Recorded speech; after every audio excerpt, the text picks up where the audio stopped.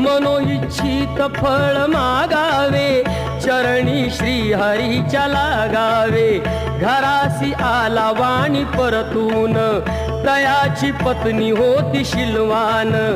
तयांना नव्हते काही संतान, केला म्हणून नवसवान्यान.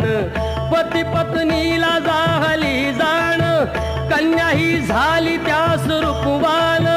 कलावती म्हणून कन्येचे, नाव ठेविले त्याने आवडीचे. योगियांची ही प्रथा जाईना कधी वृथा, जाईना कधी वृथा.